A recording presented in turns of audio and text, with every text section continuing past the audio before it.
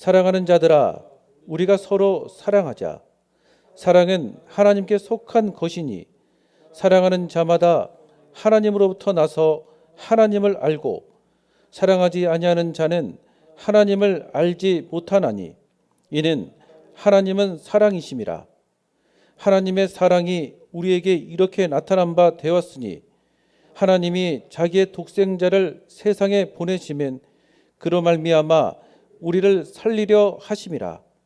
사랑은 여기 있으니 우리가 하나님을 사랑한 것이 아니요 하나님이 우리를 사랑하사 우리 죄를 속하기 위하여 화목제물로 그 아들을 보내셨음이라.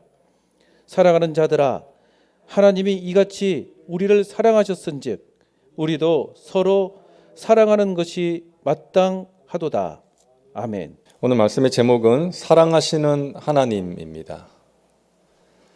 예전에 지휘자 정명훈 씨가 이런 말을 한 적이 있습니다.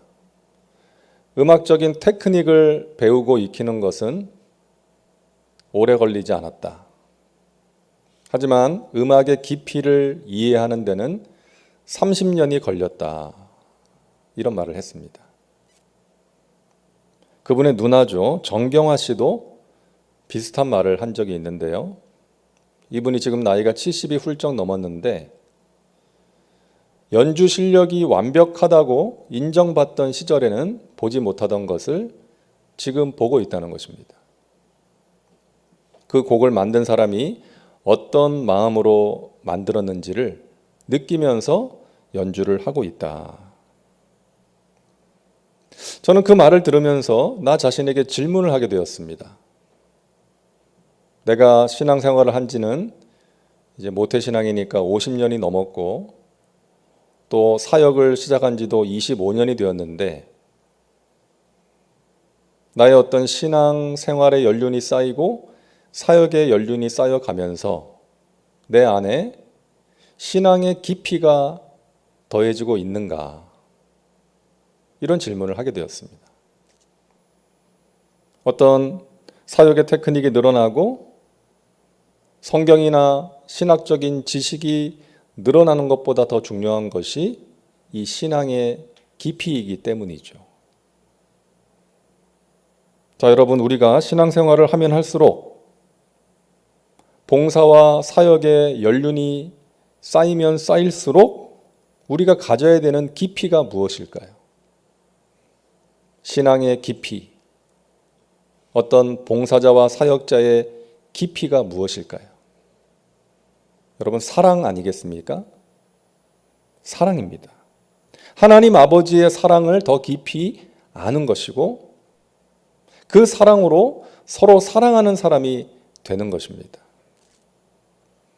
우리 예수님께서 마음을 다하고 목숨을 다하고 뜻을 다하고 힘을 다하여 주 너희 하나님을 사랑하라 하셨고 내 이웃을 내 몸처럼 사랑하라 하셨기 때문이죠. 그것이 우리가 지켜야 될 가장 큰 계명이라고 말씀하셨기 때문입니다. 교회의 핵심 가치가 사랑이기 때문이에요. 그래서 우리는 신앙생활의 연륜, 봉사와 사역의 연륜이 쌓이면 쌓일수록 사랑이 깊어져야 됩니다. 사랑의 사람이 되어야 하는 거예요. 자, 우리는 하나님의 사랑에 대해서 참 많이 들었습니다. 너무 많이 들었어요. 그러다 보니까 이 하나님의 사랑이라는 것이 식상한 진리가 될 수가 있습니다. 사랑에 대해서, 하나님의 사랑에 대해서 설교한다 그러면 그 얘기, 다 아는 얘기, 이럴 수 있다는 것이죠. 누군가가 자기 연애 시절 이야기를 하면 귀가 쫑긋해지고 재미있게 듣는데 하나님의 사랑에 대한 이야기를 한다 그러면 무덤덤할 수 있다는 것입니다. 하지만 여러분, 우리가 잊어서는 안 되는 복음 중에 복음은 하나님의 사랑입니다. 그 사랑이 우리를 영생의 길로 인도하고 그 사랑이 우리로 말미암아 환난 중에 인내하게 하고 소망 중에 즐거워하게 하는 것입니다. 그 사랑이 우리로 하여금 살아갈 수 있는 에너지가 되기 때문이에요. 우리는 하나님의 사랑을 절대로 잊어서는 안 되고 그 하나님의 사랑으로 말미암아 힘을 낼 수 있어야 되고 위로받을 수 있어야 한다는 것입니다. 그래서 바울 사도는 말합니다. 에베소서 3장 17절부터 19절입니다. 믿음으로 말미암아 그리스도께서 너희 마음에 계시게 하시옵고 너희가 사랑 가운데서 뿌리가 박히고 터가 굳어져서 능히 모든 성도와 함께 지식에 넘치는 그리스도의 사랑을 알고 그 너비와 길이와 높이와 깊이가 어떠함을 깨달아 하나님의 모든 충만하신 것으로 너희에게 충만하게 하시기를 구하노라. 너희가 사랑 가운데서 뿌리가 박히고 터가 굳어지기를 원한다고. 너희가 그리스도의 사랑을 알기를 원한다고. 그렇게 기도한다라고 말하고 있는 것입니다. 여러분, 이 세상에는 사랑 이야기가 넘쳐나고 있습니다. 사랑 노래, 사랑 드라마가 넘쳐나고 있죠. 하지만 홍수가 나면 사방이 물천지가 되지만 정작 마실 물이 없는 것처럼 이 세상에는 사랑이 넘쳐난 것 같지만 진정한 사랑, 참된 사랑을 발견하기가 어려운 세상입니다. 우리의 목마름을 해결해 줄 수 있는 그런 사랑을 만나기가 어렵다는 것이죠. 그래서 우리는 하나님 아버지의 사랑을 알아야 되는 것입니다. 그 사랑이 우리의 영적인 목마름을 해결해 줄 수 있기 때문이에요. 그리고 그 사랑으로 하나님께서 우리에게 가르쳐 주시고 보여주신 그 사랑으로 우리가 서로 사랑해야 되는 것입니다. 여러분, 이민아 목사님이라고요. 아실 거예요. 이어령 교수님의 따님이죠. 지금은 이 세상에 안 계신데 이분이 어릴 때부터 아버지의 사랑을 정말 갈구했다는 거예요. 근데 그때 아버지는 이 이어령 교수님은 너무 바빴어요. 그래서 딸과 함께 시간을 보내주고 놀아줄 그럴 만한 여유가 없었던 거죠. 그래서 아빠한테 가서 좀 안기고 싶어서 아빠한테 들러붙으면 자신을 밀어낸 거예요. 여보, 얘 좀 데려가. 나 강의 준비해야 되잖아. 글 써야 되잖아. 그 아빠로부터 거부당한 그것이 상처가 된 거예요. 그래서 일찍 결혼을 했어요. 남편으로부터 그 사랑을 체험받고 싶어서. 그런데 그 결혼 생활도 실패했죠. 이분이 결심했답니다. 사랑하지 않으리라. 사랑하지 않으리라라. 왜? 상처받으니까. 그러다가 하나님을 만나게 되었어요. 하나님의 사랑을 알게 된 거예요. 하나님의 사랑을 알고 보니까 하나님의 사랑은 조건 없이 주는 사랑이었던 거예요. 그 하나님의 사랑 앞에서 그동안 자신에게 문제가 있었던 것을 깨닫게 됩니다. 자기는 그동안 계산적인 사랑을 한 것이었어요. 내가 너한테 10을 줬는데 너는 나한테 5밖에 안 줘? 이러면서 계산적인 사랑을 했다는 거예요. 자기 스스로가 상처를 받았고 그 사람에게도 자기가 상처를 주었다는 것을, 그 사람을 힘들게 했다는 것을 알게 된 거예요. 그래서 하나님의 사랑으로 자신이 그동안 미워했던 사람들을 용서하게 되었고 그 하나님의 사랑으로 자신에게 있었던 상처도 치유받게 되었다는 거예요. 그리고 그 사랑으로 마약하는 청소년들, 방황하는 청소년들을 위한 사역을 감당하다가 하나님의 부르심을 받았던 것입니다. 사랑하는 여러분, 우리가 알아야 될 것들이 이 세상에 많이 있지만 그러한 것들 중에 우리가 꼭 알아야 될 것은 하나님의 사랑인 것입니다. 하나님의 사랑. 그 사랑을 우리가 알 때에 삶의 진정한 의미를 발견할 수가 있습니다. 그 사랑을 알 때에 우리가 용서해야 될 사람을 용서할 수 있고 진정한 사랑을 나누며 살아갈 수가 있는 것입니다. 하나님께서 저와 여러분을 사랑하십니다. 이 진리가 식상한 진리가 아니라 우리를 위로하고 우리를 새롭게 하고 우리에게 능력이 되는 진리가 될 수 있기를 바랍니다. 여러분, 하나님께서 우리를 사랑하세요. 왜 사랑하실까요? 우리가 예배를 열심히 잘 드리고 기도를 많이 하고 봉사를 충성스럽게 감당해서 우리를 사랑하실까요? 아닙니다. 우리가 하나님의 자녀이기 때문에 우리를 사랑하시는 거예요. 마태복음 3장을 보면 예수님께서 세례 요한에게 세례를 받으시고 물에서 올라오시는데 하늘에서 음성이 들리죠. 마태복음 3장 17절입니다. 이는 내 사랑하는 아들이요 내 기뻐하는 자라. 예수님께서 사역을 열심히 잘해서 하신 말씀이 아니었어요. 예수님 아직 사역을 시작도 안 했어요. 그런데 사랑하시고 기뻐하신다는 거예요. 왜? 아들이기 때문이죠. 여러분, 하나님께서 우리를 사랑하십니다. 왜? 자녀이기 때문에. 우리가 그분의 자녀이기 때문에 우리를 사랑하시는 거예요. 우리가 예배를 잘 드리고 하나님과 깊은 교제 가운데서 살아가고 말씀과 기도 생활을 성실하게 하고 봉사를 충성되게 하는 것은 하나님의 사랑을 받기 위한 조건이 아니라 하나님의 사랑을 받은 결과인 거예요. 하나님의 사랑을 알면 그렇게 살아가는 것입니다. 여러분, 신앙생활을 하면 할수록 하나님의 사랑을 더 깊이 알아가시기를 바랍니다. 그리고 그 사랑으로 서로 사랑하며 살아가시기를 주님의 이름으로 축복합니다. 첫째로, 우리가 아니라 하나님이 우리를 사랑하셨습니다. 오늘 요한일서 4장 10절입니다. 사랑은 여기 있으니 우리가 하나님을 사랑한 것이 아니요 하나님이 우리를 사랑하사. 우리는 하나님 사랑하지 않았죠.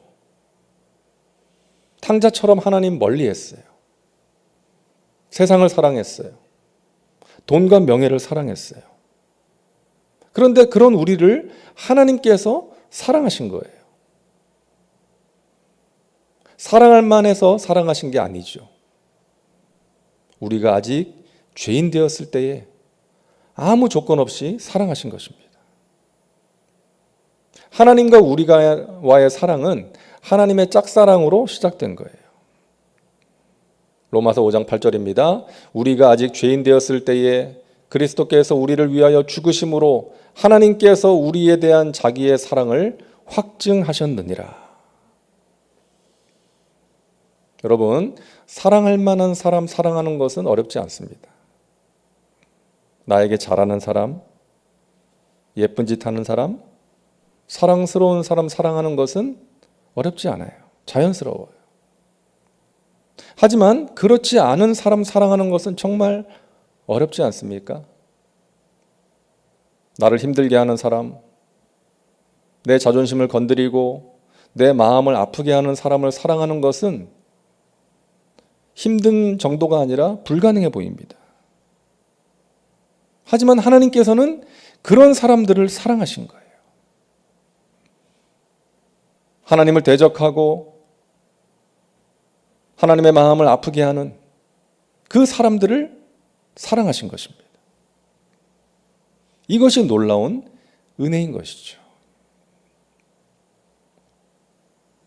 제가 지금 이 자리에 서서 하나님의 말씀을 전하는 것은 전적인 하나님의 은혜입니다. 저는 그럴 만한 사람이 아니었거든요. 모태신앙으로 신앙생활을 했지만 형식적인 신앙생활을 한 거예요.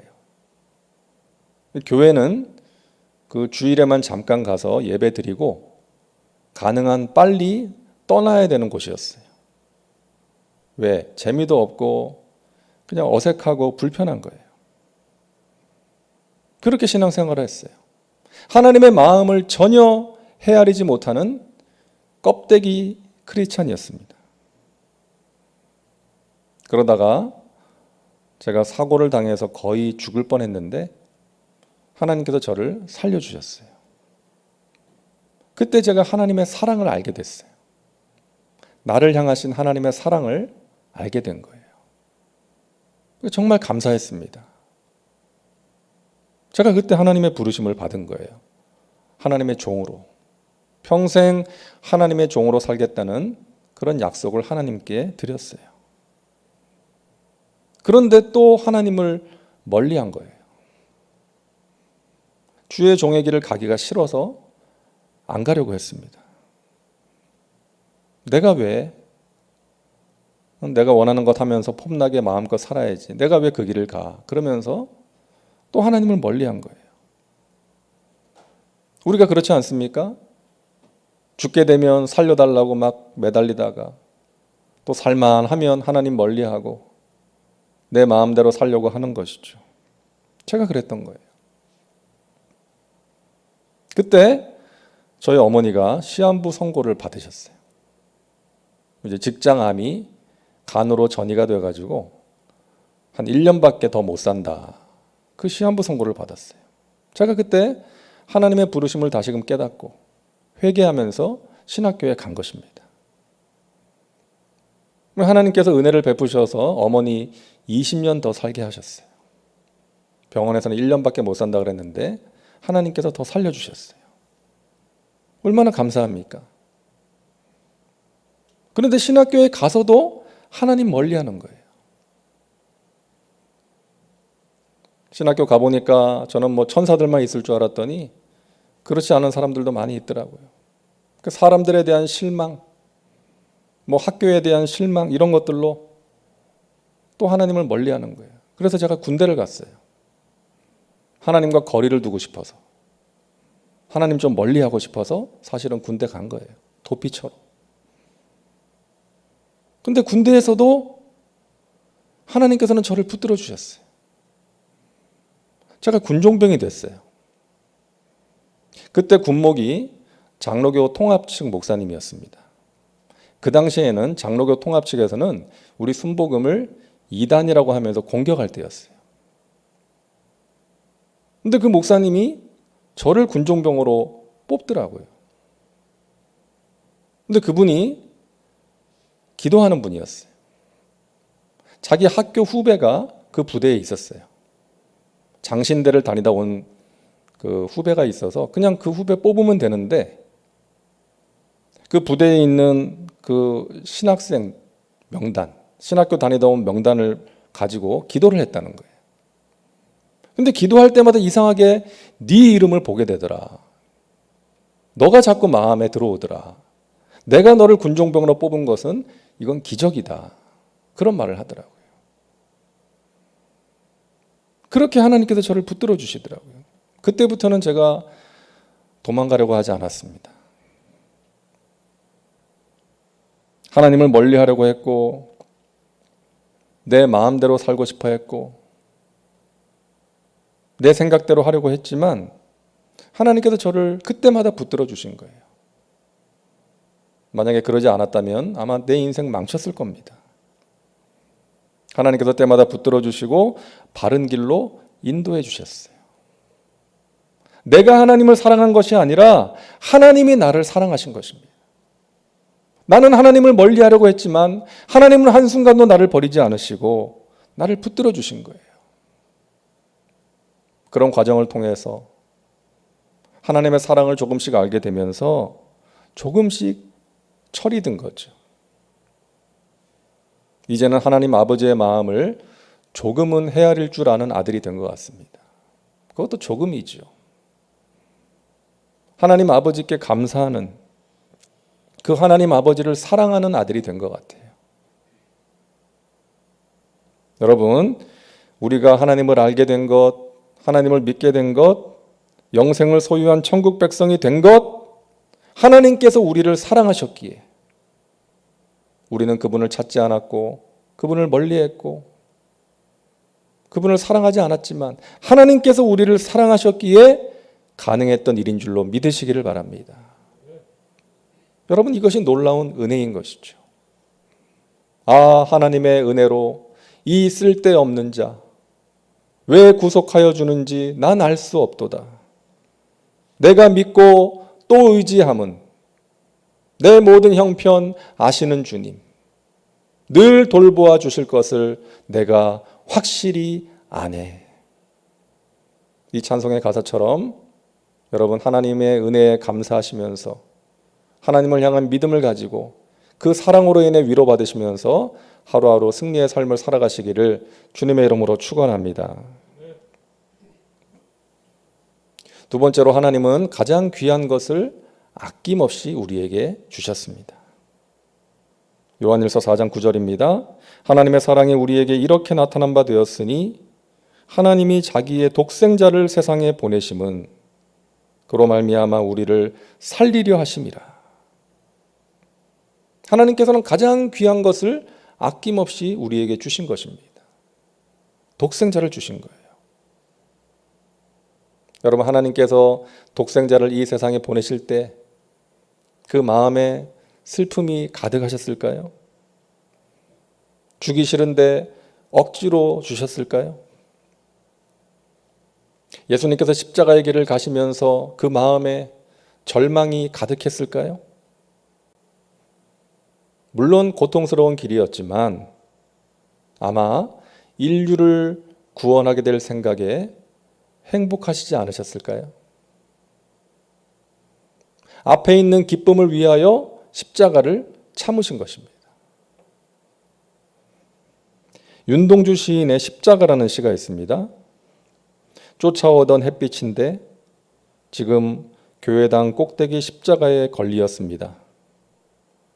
첨탑이 저렇게도 높은데 어떻게 올라갈 수 있을까요? 종소리도 들려오지 않는데 휘파람이나 불며 서성거리다가 괴로웠던 사나이 행복한 예수 그리스도에게처럼 나에게 십자가가 허락된다면 모가지를 들이우고 꽃처럼 피어나는 피를 어두워가는 하늘 밑에 조용히 흘리겠습니다. 일제에 항거하겠다는 의지를 예수님과 십자가에 비유해서 표현하고 있는 거예요. 그런데 여러분, 예수님에 대해서 이렇게 표현하지 않습니까? 괴로웠던 사나이, 하지만 행복했던 예수 그리스도. 이게 참 적절한 표현인 것 같아요. 예수님은 고난의 길을 가셨지만 행복하셨던 거예요. 인류를 구원하실 생각에. 여러분, 사랑하면 그런 거죠. 아낌없이 주는 거예요. 그러면서 아깝지가 않은 거예요. 오히려 행복한 것이죠. 부모가 자식한테 하는 거 보면 하나님의 사랑을 조금은 닮은 것 같아요. 자식에게 아낌없이 주지 않습니까? 자식을 위해서 희생하는 거죠. 그러면서 아깝지가 않은 거예요. 행복한 거예요. 제가 예전에 택시를 탔는데 택시 기사분이 제가 물어보지도 않았는데 요즘 너무 힘들다고, 이 택시 운전하는 게 너무나 힘들다고, 손님은 없고 도로는 막히고 막 힘든 이야기를 쭉 하시는 거예요. 택시 안의 분위기가 무거워졌어요. 침울해졌어요. 근데 제가 보니까 그 앞에 그 사진이 하나 붙어 있는데 그 기사분의 자녀들 사진이 있더라고요.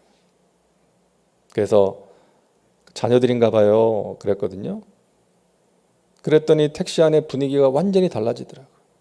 그 기사분의 입꼬리가 올라가면서 그 자식들 자랑을 하시는데 한 10분은 하신 것 같아요.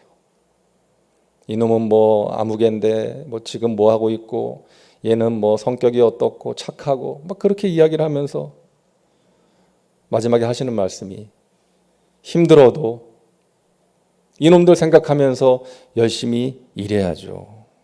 그러시더라고요. 여러분, 이것이 아버지의 마음 아니겠습니까? 아끼지 않고 주는 마음. 우리 하나님 아버지께서 독생자도 아끼지 않으시고 우리에게 주신 거예요. 그 하나님께서 우리가 구하는 것을 좋은 것으로 응답하시지 않으시겠습니까? 너희가 악한 자라도 구하는 자에게 좋은 것을 줄 줄 알거든.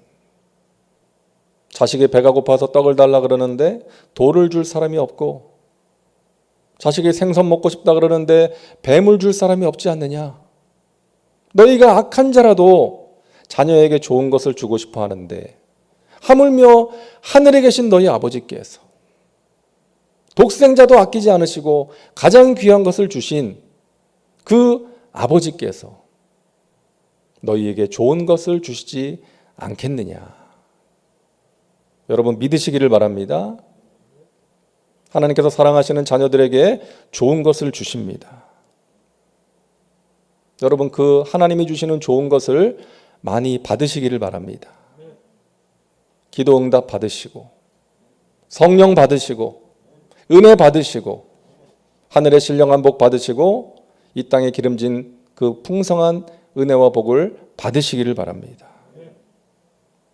그리고 여러분 받는 것으로 끝나지 마시고 나에게 그 좋은 것을 주신 아버지께 드리며 살아가시기를 바랍니다. 자녀들이 어릴 때는 부모로부터 받기만을 원하지만 또 그럴 수밖에 없지만 자녀가 장성하면 부모님께 드리는 것이 마땅한 것이죠. 그것이 효도인 것입니다. 우리도 마찬가지입니다. 나를 구원하신 하나님 아버지, 지금까지 살 수 있도록 위로 주시고 은혜 주시고 건강 주시고 물질 베풀어 주신 그 하나님의 은혜에 감사하는 마음으로 여러분 드리면서 내가 하나님께 무엇을 드릴까? 하나님께서 무엇을 기뻐하실까? 생각하시고 실천하시며 살아가시기를 간절히 바랍니다. 여러분 성숙한 자녀로 살아가시기를 바랍니다. 세 번째로 하나님께서는 우리를 끝까지 사랑하십니다. 요한복음 13장 1절입니다. 예수께서 자기가 세상을 떠나 아버지께로 돌아가실 때가 이른 줄 아시고 세상에 있는 자기 사람들을 사랑하시되 끝까지 사랑하시니라. 여러분 우리는 사랑하다가 미워할 때가 있어요. 사랑하다가 포기할 때가 있는 거죠. 그런데 주님은 끝까지 사랑하십니다. 예수님을 3번이나 부인했던 베드로, 그 베드로가 다시금 예전의 모습으로 돌아가서 갈릴리 바다에서 고기를 잡고 있는데 그 베드로를 예수님께서 찾아가십니다. 우리는 그런 사람 다시 보고 싶어 하지 않는데, 다시 만나고 싶어 하지 않는데 예수님은 자신을 저주하며 부인했던 베드로를 찾아가십니다. 그리고 말씀하시죠. 베드로야, 내가 너를 얼마나 사랑하는지 아니? 너도 나를 사랑하니? 여러분, 그때 베드로의 마음이 어땠을지 한번 상상해 보세요. 그동안 베드로는 예수님께 너무나 죄송한 마음을 가지고 살았을 거예요. 큰 소리 쳤지만 예수님을 사랑한다고, 예수님을 절대로 버리지 않겠다고 큰 소리 쳤지만 3번이나 부인하고 저주한 그 자신의 모습을 자책하면서 예수님께 죄송한 마음을 가지고 살지 않았겠습니까?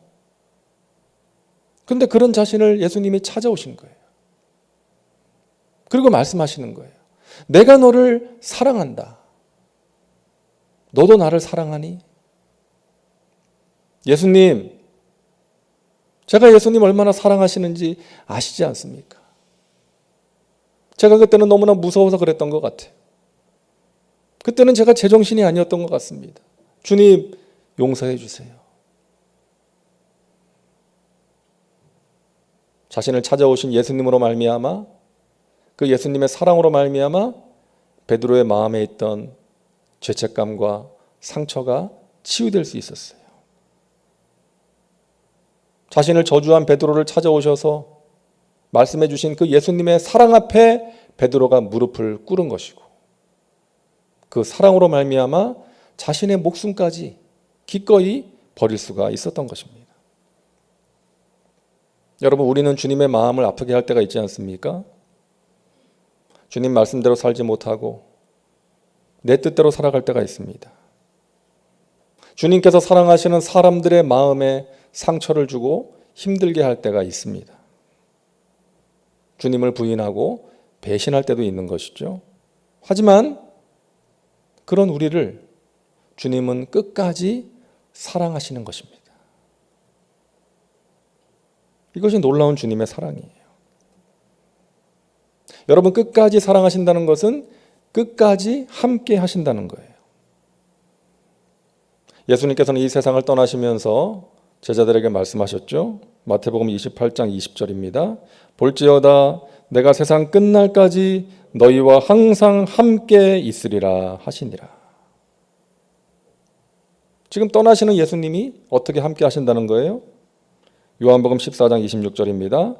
보혜사 곧 아버지께서 내 이름으로 보내실 성령, 그가 너희에게 모든 것을 가르치고 내가 너희에게 말한 모든 것을 생각나게 하리라. 성령님을 통해서 지금도 예수님 우리와 함께 하시는 것입니다. 우리가 예수님을 구주로 영접하게 된 것 성령님이 하신 일입니다. 우리가 성경 말씀을 읽다가 어느 구절이 나에게 주시는 하나님의 말씀으로 깨달아지는 것 성령님이 하시는 일입니다. 선포되는 설교 말씀을 듣다가 나에게 주시는 하나님의 위로를 경험하게 되는 것 성령님이 하시는 일입니다. 내 마음에 세상에 줄 수 없는 평강과 위로가 임하는 것 성령님이 하시는 일입니다. 내 주위 사람들에게 복음을 전하는 증인의 삶을 살아가는 것 성령님이 하시는 일입니다.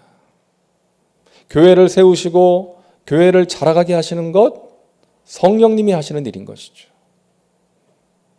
지금도 우리 예수님 우리를 사랑하셔서 성령으로 늘 우리와 함께 하시는 줄로 믿으시기를 바랍니다.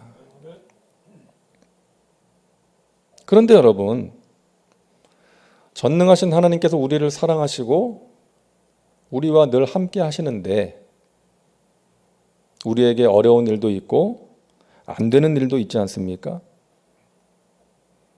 하나님이 우리를 사랑하시는데 왜 그런 일이 있는 거예요? 왜 우리에게 되지 않는 일이 있고 힘든 일이 생기는 것입니까? 좋은 일만 있으면 어떻게 되겠어요? 우리에게 좋은 일만 있으면, 내가 원하는 대로 모든 것이 다 된다면 우리는 철없는 자녀, 연약한 자녀가 될 수 있기 때문입니다. 자녀가 해달라는 대로 다 해주면 그 자녀는 성숙한 사람으로 세워지기 어려울 수 있는 거예요. 온전한 사람으로, 훌륭한 인격을 가진 사람으로 성장할 가능성이 높지 않은 것입니다. 자립하지 못하는 거예요. 어려움을 만날 때 이겨낼 힘을 가질 수가 없는 것입니다. 하나님께서는 우리가 강하고 성숙한 자녀가 되기를 원하시는 거예요. 올림픽에서 메달을 딴 미국의 어느 수영 선수의 글을 읽은 적이 있는데, 이 올림픽 날짜에 맞춰서 이제 훈련 스케줄에 따라서 이제 훈련을 하고 있었는데 그만 수영장에서 미끄러져 가지고 한쪽 팔이 골절이 된 거예요. 큰일이 난 거예요. 그런데 코치가 그 훈련 스케줄대로 소화를 해야 되니까 계속해서 훈련을 하게 하는 거예요. 한쪽 팔과 다리로만 계속해서 수영을 하게 했다는 거예요. 얼마나 힘들었겠습니까? 한 번은 수영을 하다가 훈련을 받다가 너무 힘들어가지고 수영장 밖으로 자기가 나오려고 하는데 그 올라가는 계단을 들고 나가버렸대요, 코치가. 그 물 밖으로 나가지 못하고 힘들게 계속해서 수영을 할 수밖에 없었다는 것이죠. 이 선수가 그 당시에는 코치를 죽이고 싶었답니다. 그런 마음이 있었다는 거예요. 그런데 돌이켜보니까, 올림픽이 끝난 뒤에 생각해보니까 그 코치 덕에 자기가 그 한계를 뛰어넘을 수가 있었고 올림픽에서 좋은 성적을 거둘 수가 있었다. 그런 고백을 하는 거예요. 이 콘치의 인터뷰 글도 있었습니다. 그때 밖으로 나갔지만 사실은 다 보고 있었다는 거예요. 그 선수를 지켜보고 있었다는 것이죠. 그렇게 할 수밖에 없었다는 것입니다. 안타까웠지만 그렇게 해야 자신의 한계를 극복하고 좋은 성적을 거둘 수가 있기 때문에 자기가 숨어서 지켜보면서 있었다는 거예요. 그리고 정말 견디지 못해서 물속으로 빠졌다면 자기가 가서 구해줬을 거라고. 사랑하는 여러분, 우리가 보기에 하나님께서 때로는 숨어버리신 것 같은 그런 느낌이 들 때가 있지 않습니까? 하나님 어디에 계신가? 하나님 왜 이러한 악한 현실을 방관하고 계시는 것인가? 그런 생각이 들 때가 있어요. 하지만 여러분 기억하십시오. 하나님 절대로 우리를 떠나지 않으시고 우리를 지켜보고 계십니다. 우리의 힘을 키우기 위해서, 우리가 영적으로, 인격적으로 성숙한 하나님의 자녀가 되도록 하기 위해서, 우리를 훈련시키기 위해서 때로는 그냥 지켜보고 계시는 거예요. 우리가 그 훈련을 감당할 만하니까 허락하신다는 것입니다. 고린도전서 10장 13절입니다. 사람이 감당할 시험 밖에는 너희가 당한 것이 없나니 오직 하나님은 미쁘사 너희가 감당하지 못할 시험 당함을 허락하지 아니하시고 시험 당할 즈음에 또한 피할 길을 내사 너희로 능히 감당하게 하시느니라. 아멘. 하나님께서 저와 여러분을 사랑하십니다. 우리가 하나님을 사랑하기 전에 먼저 우리를 사랑하셨습니다. 독생자도 아끼지 않으시고 주신 하나님께서 우리가 구하는 것에 가장 좋은 것을 허락하실 줄로 믿습니다. 그리고 끝까지 우리와 함께 하시는 하나님이십니다.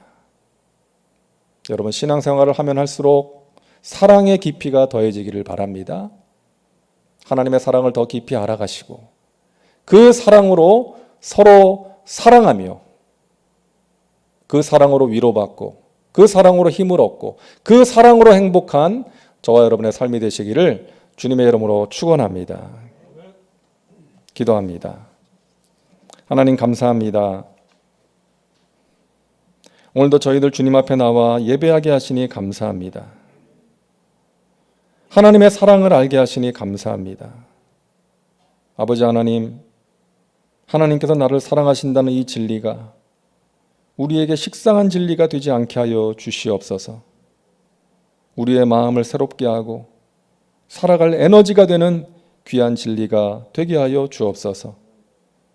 나를 사랑하신 그 하나님, 나를 사랑하사 독생자도 아끼지 않으신 그 하나님의 사랑에 감사하는 마음으로 우리도 하나님께 드리며 살아갈 수 있도록 인도하여 주옵소서. 이 어려운 시기를 나와 함께 하시고 나를 사랑하시는 그 하나님의 사랑과 은혜로 말미암아 이겨낼 수 있도록 우리를 붙들어 주시고 이끌어 주시옵소서. 감사드리며 예수님의 이름으로 기도하옵나이다. 아멘.